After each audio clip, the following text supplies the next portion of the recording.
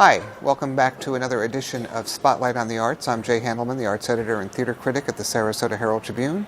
And I'm here with my almost quarantined colleague, Carrie Seidman, a dance critic and arts writer who has a slight case of laryngitis today.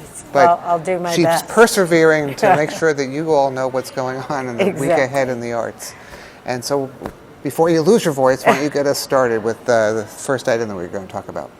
Well, something that I'm sorry I'm going to miss because I'm going to be out of town, but the Ringling starts its New Stages series of contemporary performances this weekend, and the first group that's coming in is a group called the Wise Fool New Mexico out of Santa Fe, and it's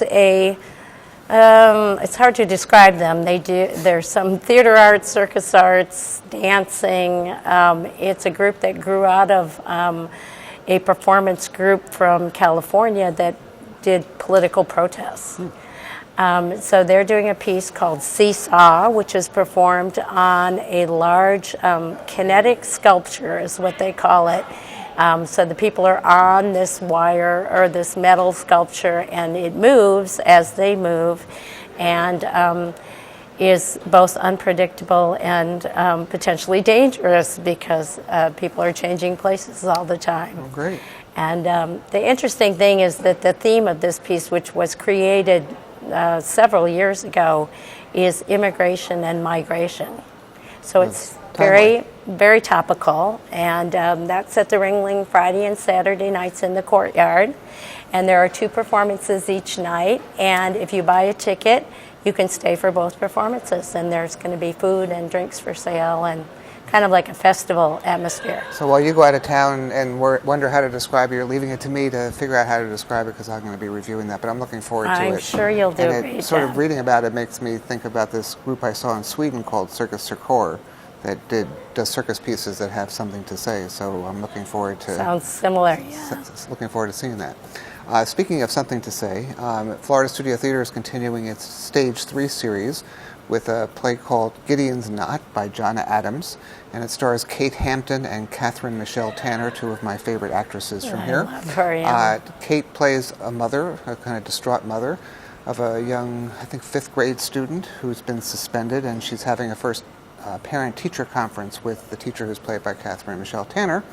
And I'm not going to tell you much more because the actors and the director didn't want to say much more about what happens during that conference, but all sorts of revelations that both of them don't realize things about the young boy that the other one knew, and it sort of raises questions about responsibility and the bureaucracy and the school systems and who needs to be telling what to whom, and all of this topical matter in our theaters. Well, we've got some silliness coming up too to talk about. So, but Stage 3, it's in the Balance Lab at Florida Studio Theater, and their first show, Stalking the Boogeyman, was really fascinating. So, I'm looking forward to seeing this one as well.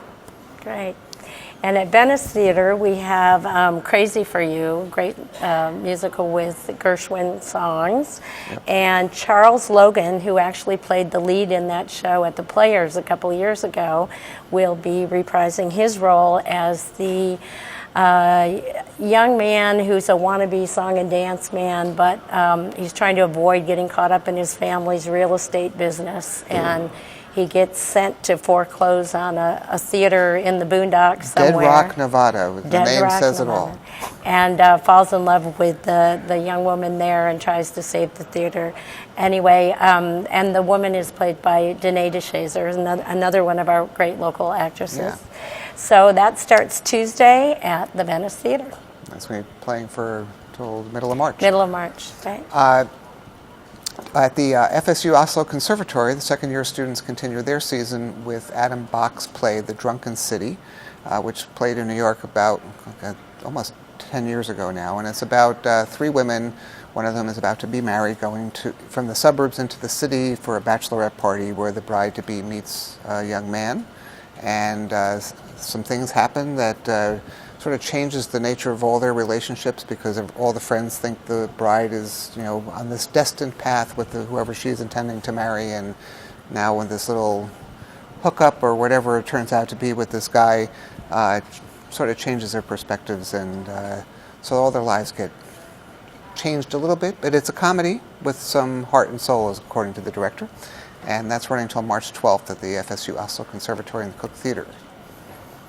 And the Artist Series concerts continues, and they are part of a number of organizations that are collaborating for this French music festival. And they have a concert Sunday afternoon called Rejoicing in Ravel, featuring Ravel's Madagascan songs. And there will also be some Debussy and some Schumann. So I'm not sure why it's called Rejoicing in Ravel and why it's not called Rejoicing in Ravel, Debussy, and Schumann, but you can rejoice in it however you see it. Yeah. That is I'm not even sure how to respond to that. Sunday afternoon.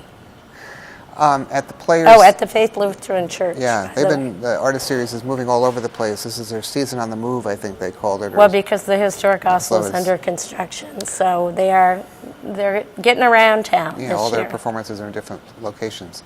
At the Players Center, though, which is in one location still before they move in a few years to Lakewood Ranch, they are opening a musical called Big Fish, which is the first area production. I've not seen this. This is based on a book and about a movie that was made by Tim Burton about a father who's a sort of traveling salesman and the tall tales that he tells, and his son starts to investigate what stories of his father's are true and what's not true, and how it impacts their relationship and his mother and his wife and his own kid, because he's trying to understand his past to move on with his future. So I'm looking forward to seeing. I love when the theaters do something different.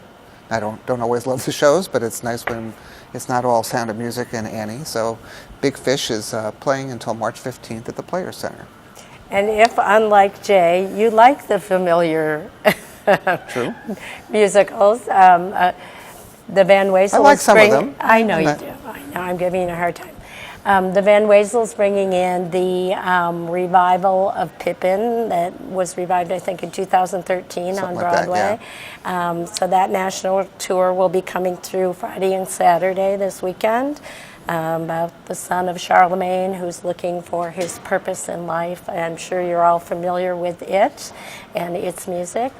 So that's at the Van Wezel this weekend. And this production has a big circus-y theme to it. It had, oh, does it? When Bob Fosse did it originally, there was some circus stuff, but they really amplified it in this production. And not just for Sarasota. No, this is the way they did it on Broadway.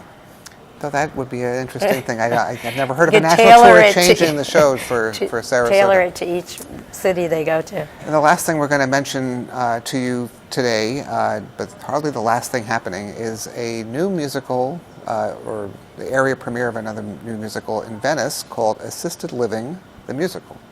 And if you can't guess, it's about people living in a retirement community, which is interesting because I just saw I want to go see that. I just came back from seeing Older Than Dirt at Florida Studio Theater, which is also dealing with aging. So it's a very popular.